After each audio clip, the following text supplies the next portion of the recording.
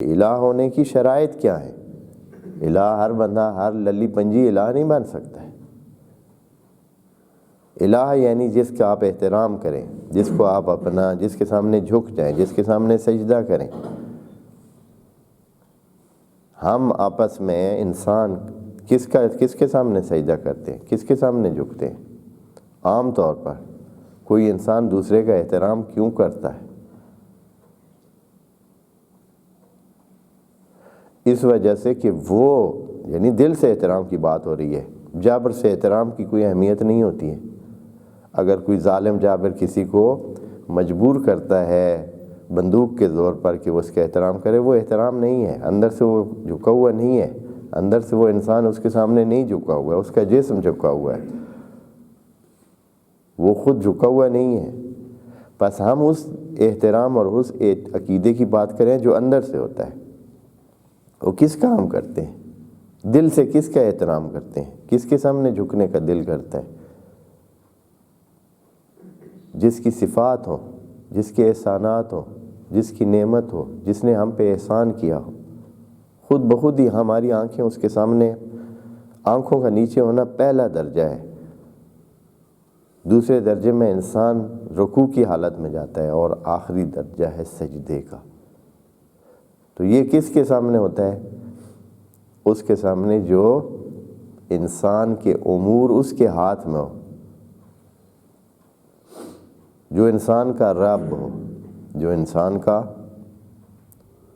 رب ہو، یعنی اس کی ساری زندگی، اس کے سارے سلسلے اس کے ہاتھ میں۔ اچھا، رب ہو، رب کے لیے کیا ہے؟ رب جب ہوگا تو اس کے لیے ضروری ہے کہ وہ خالق ہو۔ کوئی بندہ اس وقت تک رب نہیں بن سکتا ہے جب تک خالق نہ ہو۔ کوئی چیز رب نہیں بن سکتی جب تک خالق نہ ہو۔ اس لیے کہ ربوبیت کا تقاضا یہ ہے کہ اس کے پاس ساری قوتیں، ساری طاقتیں، ساری ضرورتیں پوری ہوں، تب وہ رب بن سکتا ہے۔ رب ایسے ہی تھوڑے ہی ہے کہ اچھا بھائی ٹھیک ہے جی، پھتہ بھی رب بن گیا ہے، نتھا بھی رب بن گیا ہے، ہاں ناک صاف نہیں ہے اور پھر وہ بھی بن گیا ہے، ایسے تھوڑے ہی۔ رب بننے کے لیے خالق ہونا ضروری ہے، تاکہ جب بھی ربوبیت کی ضرورتیں ہیں وہ اپنی خالقیت کے ذریعے کیا کرے؟ پوری کرتا ہے۔ کیونکہ ربوبیت کے لیے ہر وقت نئی خالقیت چاہیے۔ جب وہ خالق کرے گا تو رب بن سکتا ہے۔ اس لیے کہ جو چیزیں ضرورت ہیں اس کی ربوبیت کے لیے، اس کے چلانے کے لیے، ان چیزوں کو وہ کیا کرتا ہے؟ اس زمانے کو، اس ٹائم کو، یعنی اگر وہ رب ہے تو سورج کو اس کے روزانہ اس کے طلوع ہونے اور غروب ہونے کو وہ خلق کرے گا، وہ اس کے چلانے کو خلق کرے گا، وہ اس کے لیے تمام چیزوں کو پیدا کرے گا، اس کے لیے تمام مواقع فراہم کرے گا کہ وہ اپنے روٹین میں چلتا رہے، تب وہ رب ہے۔ رب بن ہی وہی سکتا ہے جو خالق ہو۔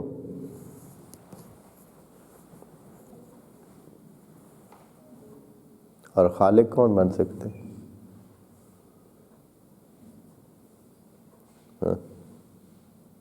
ایرا غیرا نتھو خیرا، بھائی خالق بن سکتے نہیں؟ بھائی خالق ہونے کے لیے ضروری ہے کہ ہے ہی ہو۔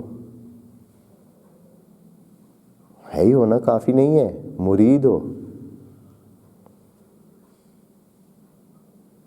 مدرک ہو، عالم ہو۔ ویلا ایک جاہل بندہ ہے، زندہ بھی ہے، کیا فائدہ ہے اس کا؟ ایک بندہ ہے ارادہ ہی نہیں رکھتا ہے، اس کا کیا فائدہ ہے؟ وہ کیسے خلق کر سکتا ہے؟ بس مرید ہو، مدرک ہو، یہ ساری صفات اس میں ہو، تب جا کر کوئی خالق بنتا ہے۔ خدا کریم نے ایک الہ کا لفظ کہہ کر پوری اس میں یہ ساری صفات اندر ڈال دی کہ آپ کو ایسے نہیں کہ ہر کسی کے پیچھے بھاگ پڑیں یا اس کے سامنے جھک جائیں۔ اس کو الہ ہونا چاہیے، الہ۔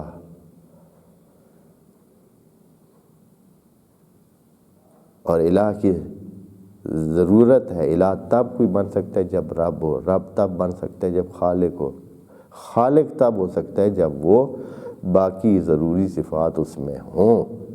بس توحید کی ایک لفظ کہہ کر توحید کے 5 مرحلوں کو خدا کریم نے اس میں سمو دیا۔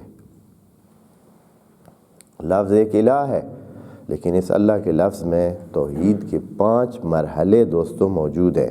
5 مرحلے آپ نے سنے ہوئے ہیں اور انشاءاللہ مطالعہ کر کے ان کو اچھی طرح جانتے بھی ہیں۔ توحید ذات، توحید صفات، توحید افعال، توحید ربوبیت اور توحید الوہیت۔ یہ ایسے نہیں ہے، یہ جو بعض لوگ،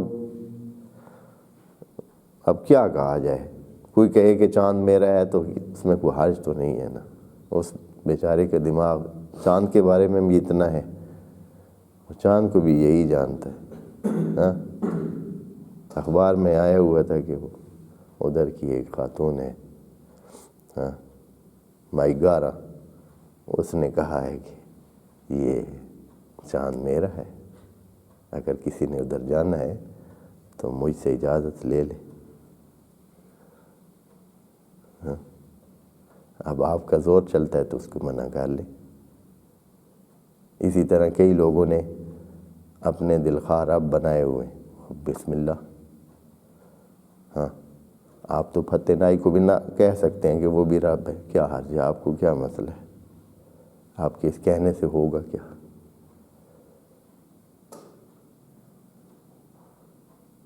اس طرح نہیں ہے، مذاق نہیں ہے۔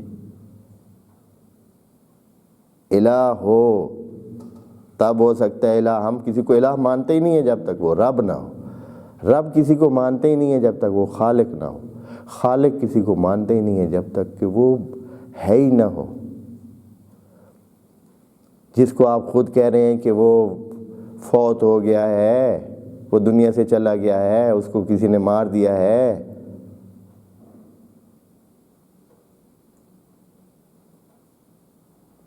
اس کو رب بھی آپ کہہ رہے ہیں۔ اپنی جہالت پہ ماتم کریں، اس طرح نہیں ہے۔ یہ چیزیں پڑھیں، سمجھیں۔ اصل ان چیزوں کا معنی ہی نہیں پتہ ہے، اصل رب کا معنی کیا ہے پتہ ہی نہیں ہے۔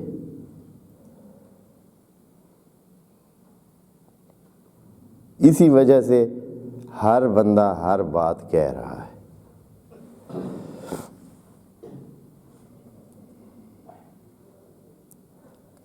اللہ لا الہ الا ہوا، بس اس ایک جملے میں بالکل جو نچلی سطح ہے توحید کی، اور ہمیں بھی جو کہا گیا ہے کہ آپ کیا کہیں، قولو لا الہ الا اللہ تفلحوا، آپ بولیں لا الہ الا اللہ تو کیا ہو جائیں گے، فلاح پا جائیں گے۔ یہ توحید کا وہ سب سے نچلا مرحلہ ہے، آسان ترین مرحلہ ہے، اور یہ اس لیے کہا گیا ہے کہ عوام کو اس سے زیادہ اب ان دقائق میں، ان تفصیلات میں نہ وہ جانتے ہیں، نا بس یہ ہے کہ وہ جو آخری نچوڑ ہے، نچوڑ کیا ہے کہ آپ اس کو الہ مانیں، اگر جھکنا ہے، عبادت کرنی ہے، بندگی کرنی ہے تو اس کی کریں۔